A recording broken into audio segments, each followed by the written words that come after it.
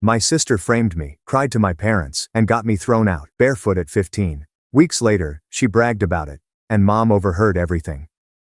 Kyle, an 18-year-old guy, was 15 when all of this occurred, and if you asked my family to characterize me back then, they would most likely mention the problem.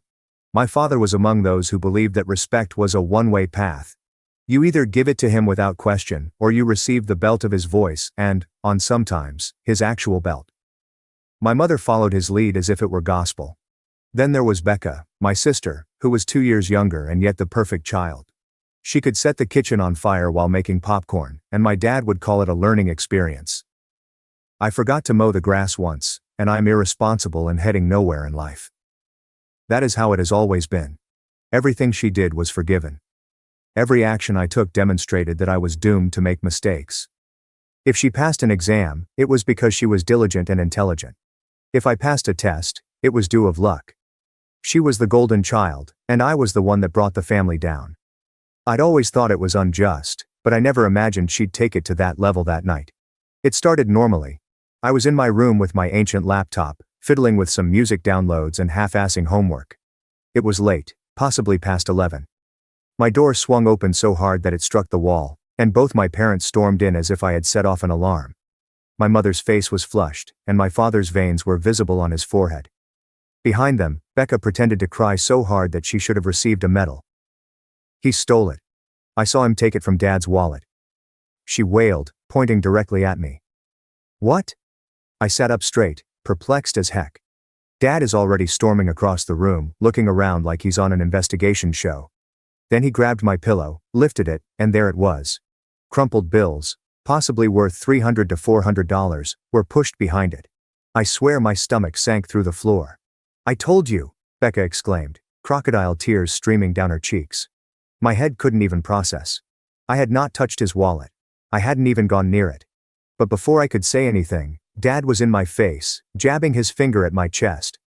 You embarrassed this family for the last damn time. You think we didn't notice things missing before? You think we're stupid? I jumped up abruptly, shaking my head. That isn't mine. She planted it. She's lying. Why would I take money when I've been saving every penny I could from babysitting and mowing lawns? Ask Mrs. Novak next door. Enough. He barked so loudly that it rattled my glass. A liar and a thief. You've made this house a joke. I turned at my mother for support, but she didn't even look me in the eye. She repeated what Dad said. There were no questions, as if it were the law. Meanwhile, Becca stood behind them, head lowered, like a saint. But I noticed the sneer, that little flicker of joy on her lips as Dad began tearing up my room, tossing my belongings into a trash bag as if I were some stray they were discarding. Dad, please. It isn't true, I exclaimed, my voice breaking. But it didn't matter. He snatched my rucksack from the corner, dumped it onto the bed, and began filling it with odd clothes. Mom began to say something, but a frown from Dad silenced her. Becca let out a big sniffle. I'm terrified to even share a house with him because he gets so angry. What if he hurts me? That cut worse than anything. I spun toward her, my heart hammering. What are you talking about? I've never laid a hand on you. But the harm had already been done. Dad clenched his jaw. That's it. Out now. They thrust the bags into my arms and dragged me down the hallway, with Becca trailing behind, whispering, I told you they'd believe me. When we reached the front door, Dad jerked it open. The night air struck me like ice. I was barefoot and still wearing sweatpants and a t-shirt. Dad shoved me onto the porch so forcefully that I stumbled. My sneakers were still at the door, so I grabbed them before he could close it completely. You don't come back here until you're ready to admit what you did and apologize to your sister, he said quietly and definitively. I didn't do anything, I exclaimed, my throat raw. She's lying to you. She set me up. Don't you dare talk about her like that, my dad said. She's been nothing but good to this family. You're jealous, Kyle. Jealous and bitter. The door slammed shut, shaking the glass panes. For a few moments, I stood there, garbage bag dropping from my arms, waiting for it to swing open again. To discover they just kicked out their own child over some tears and planted cash. It never did. I sat down on the porch steps, shivering, and looked out at the peaceful street. I wasn't only grounded. I wasn't only in trouble. I was out. Exiled. I'm 15 years old and standing outside my own house with nothing but a trash bag of clothes and a backpack. I knew my sister had won. She had their trust, affection, and unwavering commitment. And I was disposable. I recall gripping the trash bag as if it were a lifeline, my chest so tight I could hardly breathe. Part of me wanted to rush back inside and pound on the door until they listened. Another portion realized it wouldn't matter. They had made their choice. And as I eventually stepped off that porch and began heading into the night, one idea burned brighter than the rest. They'd choose to trust her lies than my truth. That's when I understood I wasn't the only black sheep. I had already been cut out of the herd. The first night, I went around the block till my legs hurt. I wasn't even sure where I was headed. It was late and freezing, and I was clutching a garbage bag like a runaway. I considered crashing at the park, but the benches were soaked from sprinklers. Then it struck me. Lindsay lived a few blocks over. She'd been my best friend since middle school, so I believed maybe her folks would let me spend the night. Her eyes widened as she noticed me standing there in sweatpants, carrying a garbage bag. She let me in quickly, whispered inquiries, and I informed her that they had kicked me out. She didn't seem astonished, just sad. She gave me a blanket on the floor and some leftover pizza, and I slept more soundly than I had in weeks. Her mother was not as forgiving. The next morning she approached me privately. She wasn't nasty, just straightforward with me. "Kyle, you can stay for a few nights, but I can't afford another mouth. You'll have to figure something out." I nodded, pretending everything was okay, but my stomach wrenched. Lindsay's mother drove me to school early on the third night and told me I couldn't return. That was it. I placed my garbage bag inside my locker and pretended I had somewhere else to go. From then on, I began couch surfing. A classmate let me crash on their sofa for the night. Another let me remain in their basement, but only for tonight. People did not want to cope with the drama in my family. After approximately a week, I was out of alternatives. That was when I began sleeping wherever I could. Behind the gas station, in a nook near the dumpsters, where the light did not shine. I used to be able to hide until closing time at the library, but the security guy found me after a couple of nights and kicked me out.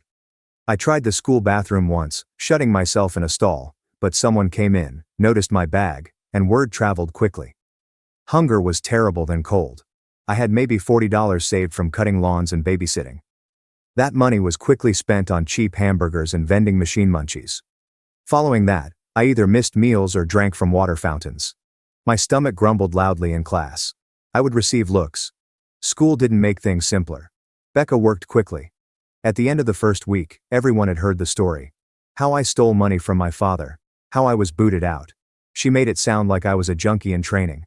When I sat down next to them, the kids brought their backpacks closer. Teachers gave me long stares that indicated they'd already been warned about me. As I sat down in arithmetic class, a female moved her notepad.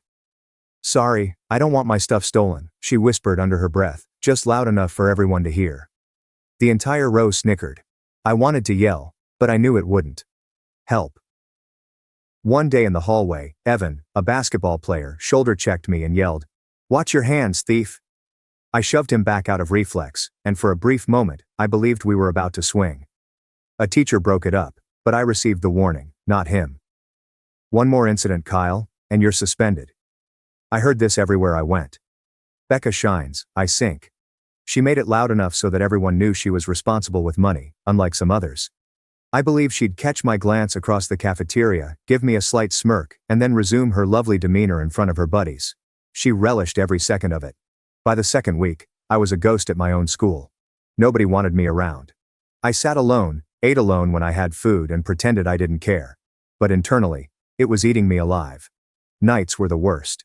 I'd curl up with my backpack and sweatshirt over my face, hoping cops wouldn't bother me or a drunk wouldn't walk by. The chilly concrete caused my back to ache. My shoes were stinky from walking miles every day merely to waste time, and all I could think about was, my own family did this to me, not strangers, not enemies, my sister. One night, I attempted to sneak into the library again. I figured if I concealed better, maybe they wouldn't notice. I curled myself behind a row of shelves and used my bag as a pillow. Around midnight, the guard's flashlight struck me directly in the eyes. He shakes his head. "You can't stay here, kid." He ushered me out the side door as if I were a trespasser. I wasn't sure where to go. And for the first time the concept struck me. Perhaps this is precisely what they wanted. Perhaps they didn't want me alive anymore. I ended myself curled up behind the petrol station, among the garbage. I closed my eyes, but all I saw was Becca's smug little face, pretending to cry as my parents shoved me out the door. She had won, at least for now. I kept telling myself that someone, anyone, would eventually listen. Perhaps the adults at school weren't completely blind. Perhaps one of my family would truly have a backbone. I was mistaken. It all started with my father finding me. I'm not sure how he knew where I was. Perhaps Becca told him. Perhaps he just drove around till he saw me. I was seated on a park bench with my hoodie drawn tight when his car's headlights struck me. He came up so fast I feared he was going to run me over. "Get in the car," he demanded, slamming the door behind him. I stayed firmly rooted on the bench. I felt my gut tighten just hearing his voice. "Now," he demanded. I shake my head. "Not unless you're ready to admit Becca lied." His face contorted like if I'd spit in it. "Don't you dare talk about your sister like that. She's been through enough because of you." "Through enough," was my reply. "She planted the money. She framed me, and you just believed her." His jaw tightened. He took a step closer, pointing his finger at me as if it were a weapon. "You're going to come home. You're going to admit what you did, and you're going to apologize, or I'll call the police and tell them you've been stealing from stores, begging for money on the street. Do you understand me?" I clenched my purse's latch. "I am not coming home to be treated like garbage again. You can call anybody you want, but I'm not going to admit to something I didn't do." For a brief moment, I believed he was going to swing at me, his fists curled and his face hot. But then he swung around, went back to the car, and took off, leaving me shaking. That was the moment it hit home. He did not want the truth. He only wanted control. The next day at school, I approached the counselor. I thought, hey, maybe they'll believe me if I just lay it all out. I sat in that office, my heart racing. I told her everything. How Becca placed the money, how she brags about it, and how my parents kicked me out. She listened, nodding with that blank expression counselors have. When I finished, she sighed. "Kyle, I understand you're under a lot of stress, but accusing your sister without evidence isn't going to help. Your parents already spoke to us. They're concerned about your behavior. They claimed you were unstable." Unstable? That word affected me the most, as if I were a ticking bomb rather than a youngster camping outside gas stations. "I'm telling the truth," I explained, my voice quivering. She simply shook her head. "Focus on your schoolwork. The best way to show your family you're trustworthy is through your actions. So, basically, suck it up." That's what she intended. I attempted one more angle. I contacted my aunt from a payphone outside the supermarket. She picked up cheerfully until she heard me speak. Her tone changed as soon as I told what had transpired. "Kyle, this isn't something I can get involved in. Your parents are doing what they think is best. Maybe if you just said, sorry." I hung up before she could finish. My own blood did not want to touch this trash. Everyone wanted the easy version of the story. Kyle is incompetent. Becca is perfect. Case closed. That night, I sat outside the petrol station, back against the wall, sipping water I'd filled in the bathroom sink, hoping to feel something in my gut. A neon sign buzzed overhead. Cars drove in and out, and I sat there, unseen. Then I heard the voice that I despised the most. "Wow. Didn't think you'd last this long out here." I looked up, and there she was. Becca was holding a Pepsi, casual as heck, as if she were simply passing by to say hello. I glared. "Why are you here?" she asked, smirking. "Curious, I guess. I wanted to see how long it would be before you crawled back." My fists clenched. "Why are you doing this to me? You think you had it rough? Try being me. Mom and Dad never let me slip. Not once. Every grade, every chore, every little thing I did was compared to you. If I messed up it was, 'Don't be like your brother.'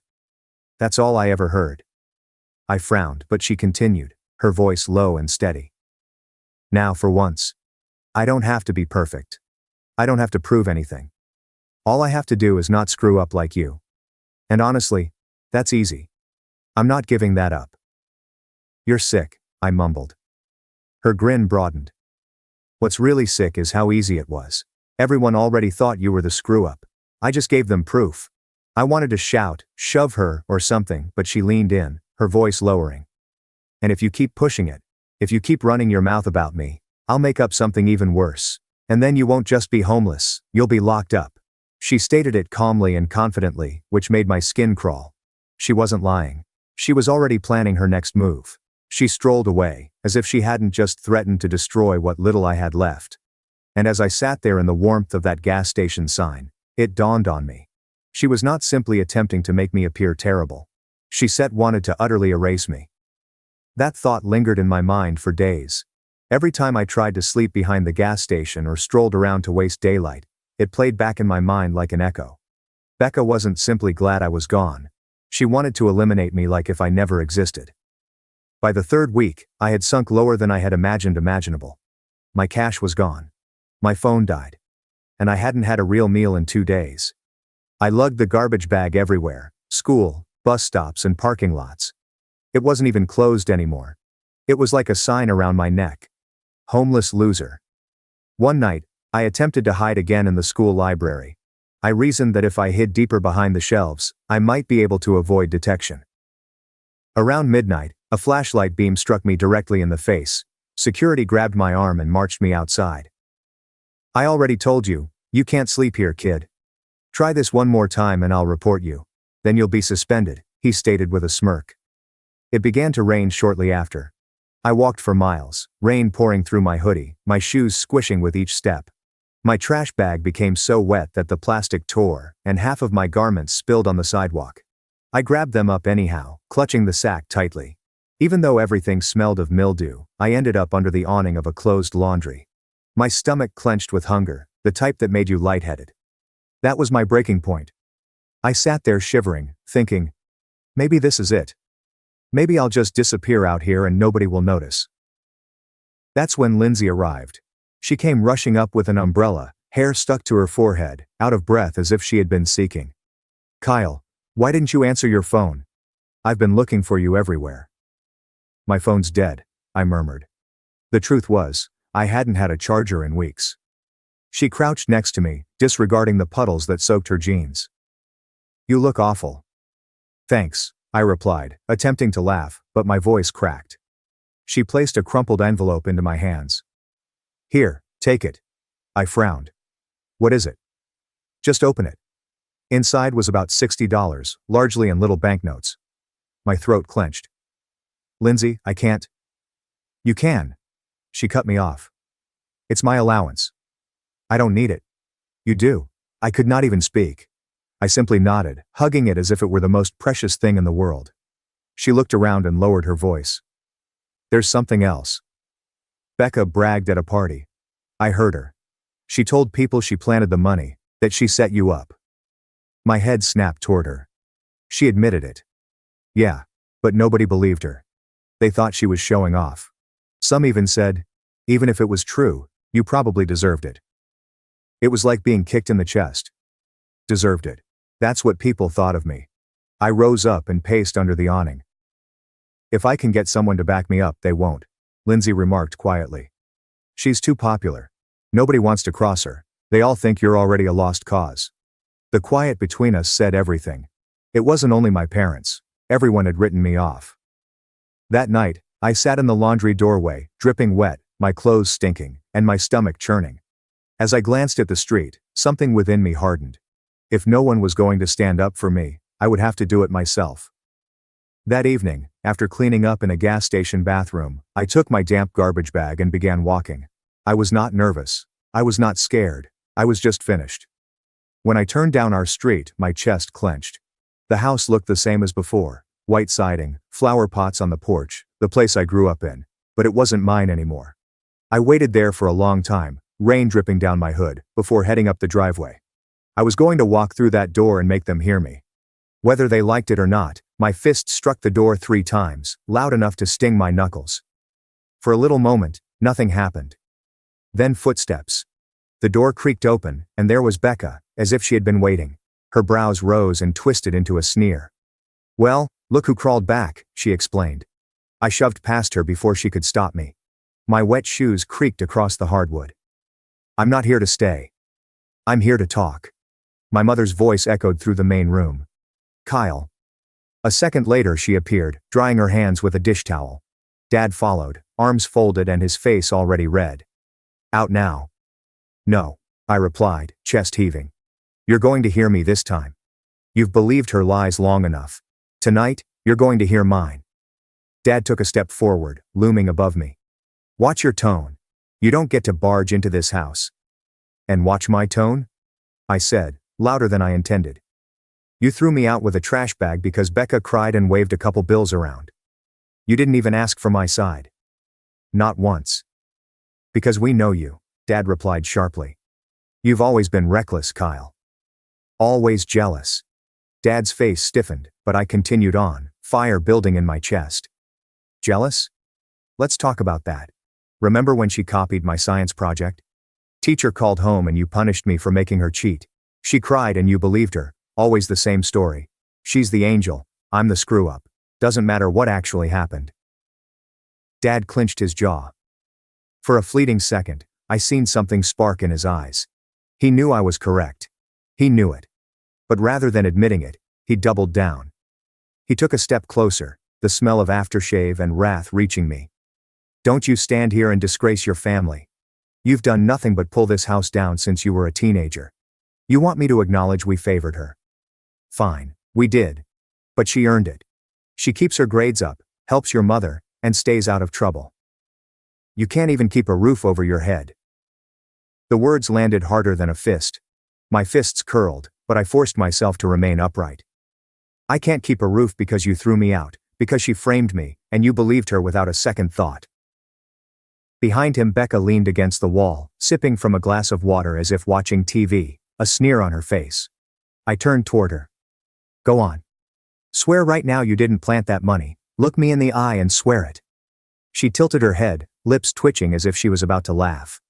Sure, I swear, she responded, her voice full of sarcasm.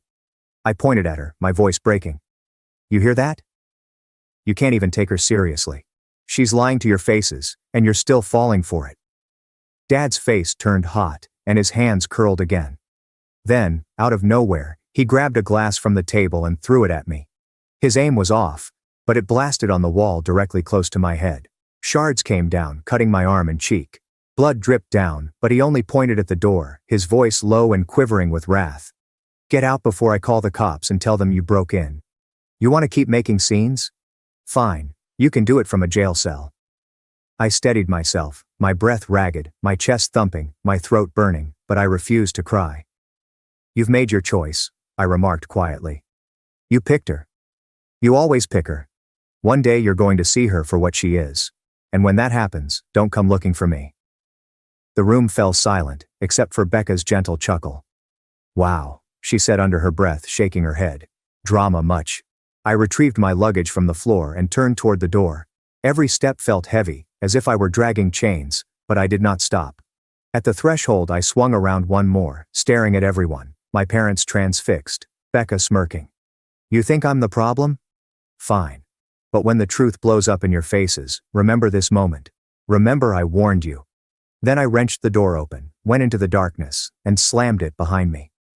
The cool air hit me in the face, combining with the sting of the shallow wounds down my arm. I walked quickly, mouth hard, as if putting enough distance between myself and the home would allow me to breathe again. I got halfway down the block before I heard footsteps. Quick and irregular, as if someone were jogging to catch up.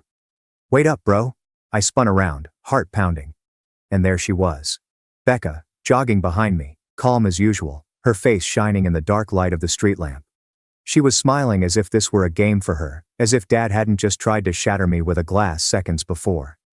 As Becca stepped onto the porch, I thought I heard the screen door squeak behind her, but I was too preoccupied with her smug smirk to notice.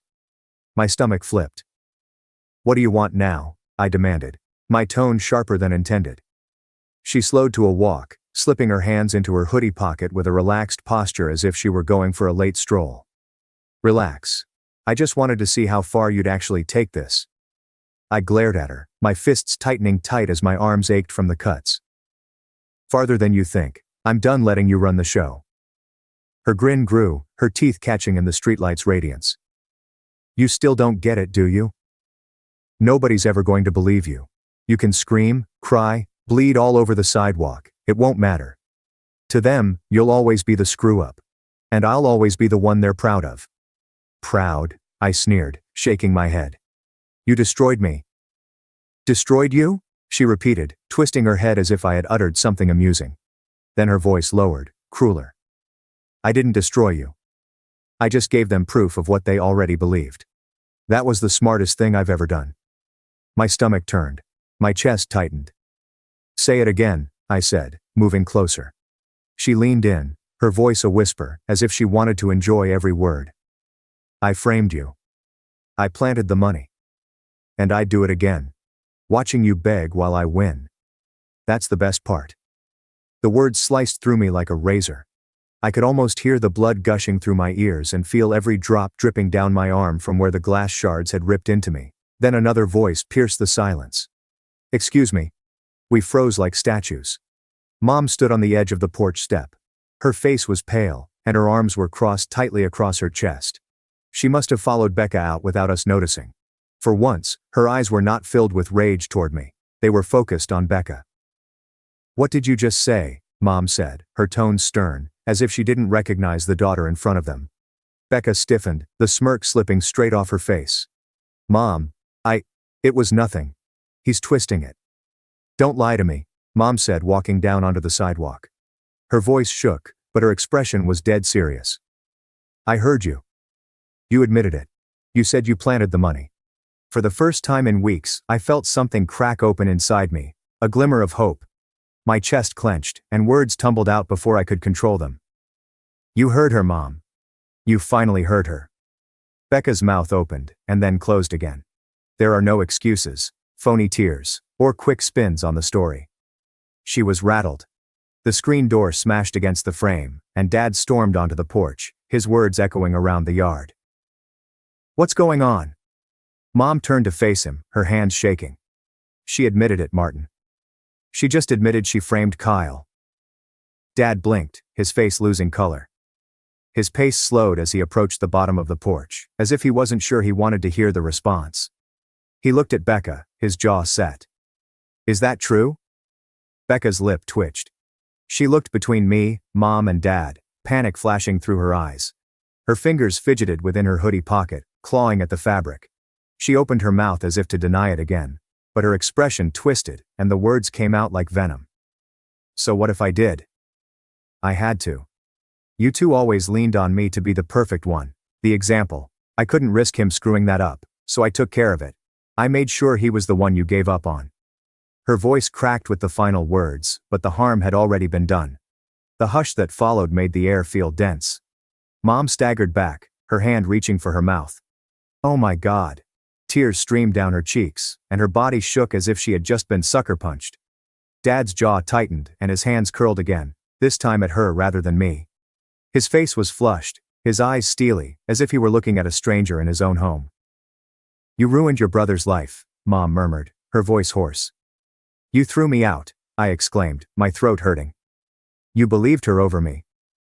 You tossed me in the street with nothing because she cried and pointed her finger. And now you hear the truth, and it's too late. Becca crossed her arms, attempting to hide the cracks in her voice with a false assurance. Don't act like you're some victim. You were always the mistake. I just made sure everyone else finally saw it. Her words hit me like another piece of glass shattered against my skin. I clenched my fist tighter, not to hit her, but to keep myself from collapsing. The silence extended. Mom sobbed openly. Dad simply gazed, gutted, as if the ground had been pulled out from beneath him. And I stood there in the street, bleeding and exhausted, but ultimately vindicated. Now they knew the truth. But it didn't erase the fact that they'd picked her over me when it counted the most. It was too late to repair the harm. The yard fell silent following Becca's confession. Mom froze, tears streaming down her cheeks. Dad seems to have lost his composure. Becca attempted to cross her arms and appear tough, but her hands shook. For once her little act did not work. I walked forward, drying blood streaking on my arm from the glass pieces that had cut me. My voice was rough and steady. You don't just get to stand here and act shocked. You ruined me. You tossed me out with nothing. Let the whole neighborhood think I was a thief because it was easier to believe her fake tears than your own son. You don't fix that with a couple words. You're going to fix it the right way. Dad snapped his head toward me, as if he couldn't believe I was still speaking. Watch your tone. No, I replied firmly. You don't get to tell me how to talk anymore. You lost that when you threw me out. If you want me to even think about stepping back in that house, you're going to clear my name publicly." Mom blinked back tears. "Publicly?" I nodded. "You're going to write a post on Facebook, on the church page, in the family group chat. I don't care where. You're going to tell everyone the truth, that I never stole, that you spoiled Becca and let her lies destroy me. You're going to admit it for everyone to see. Otherwise I'll do it myself. And trust me, I'll include everything, including how Dad threw a glass at me tonight." Dad's cheeks turned red. "We don't air family business online." I laughed bitterly. "You already did when you threw me in the street with a trash bag. You let Becca's story run wild at school, at church, with neighbors. You were fine letting everyone whisper about me. Now you're going to be fine undoing it." Mom's weeping intensified. She turned to Dad, her voice breaking. "Martin, he's right. We did this. We let it happen." She waited for him to respond as she always did. But he remained stiff, fists tight, and no words came out. For the first time, his silence did not protect her. It dragged her down with him. Mom had always been obedient to Dad's instructions. She repeated every penalty, rule, and phrase he had spoken. But tonight, his silence wasn't sufficient. He was losing control, and she recognized it. Her hands shook as she took out her phone. "If you won't say it, Martin," she muttered, "then I will." Dad's look pierced through her, as if she had betrayed him. But she did not stop. Her fingers trembled as they lingered over the screen. "Tell me what to write," she asked me. Becca's head jerked towards her. "What?" "Mom. You can't—" "Quiet," Mom snapped, her voice shrill. "You did this. You brought us here." I walked closer, heart racing, and dictated slowly. "We need to apologize publicly. Our son Kyle was wrongly accused of stealing. The truth is our daughter Becca framed him and we believed her. We spoiled her, protected her, and let her lies destroy his reputation. We failed as parents. And Kyle deserves to be seen for who he really is, not the scapegoat we made him." Mom typed every letter with her hands trembling. Dad stood straight, his face hard as stone. But he did not stop her. She hit the post. The words were out there. The damage could not be undone. Within minutes her phone was buzzing with notifications. Comments poured in from relatives, church members, and even neighbors. "We did not know. I'm really sorry, Kyle. It takes guts to admit this." Dad's face became pale as more and more piled up. He was aware that his iron control had been lost. Becca snapped. "You just ruined my life," she exclaimed. "Everyone's going to hate me now." Dad rounded on her, his voice low and threatening. "No, Becca. You ruined your own life." Her face collapsed for the first time. There was no grin or phony tears, only panic. I stood there, bleeding and drained, yet lighter than I had felt in months. "You wanted me gone, Becca. You wanted me erased. Now it's your mask that's erased. Everyone knows who you are." She stared at me, yet her voice was shaky. "You think they'll ever forgive you? You'll always be the one who caused drama." I came closer, my gaze fixed on hers. "No. I'll be the one who survived it. You'll be the liar who got caught." The silence was profound, broken only by Mom's muted tears and the continual pinging of her phone. Dad appeared 10 years older in that moment. And Becca, she finally appeared small. I put my backpack over my shoulder and walked toward the porch. "I'm taking back my bed. You're not doing me a favor. You owe me. You threw me out. Now you're going to feed me, give me a roof, and live with what you did." Nobody argued. Mom and Dad just stood there, hollow. They did not attempt to block me this time. Not after the confession, not after the post got public, and not after their precious control fell away. For once, no one dared to oppose me. Inside the house felt strange, like if I was entering someone else's home. But I was not a guest. Not anymore. I'd brought the truth to light. I had recovered what they had stolen. As I dropped my garbage bag down beside the stairs, I noticed them all waiting there. Mom's eyes were hollow, Dad's expression stern, and Becca was furious. "You wanted a perfect daughter so badly, you turned me into the villain," I murmured, my voice low but steady. "Tonight, you told the world the truth. Don't think that fixes it. But at least now everyone knows what kind of family you really are." And so I marched upward, each step heavy yet steady. For the first time in weeks, I was going to sleep in a proper bed. Not because they allowed it, but because I demanded it. They had cast me away once. I was the one who chose to stay.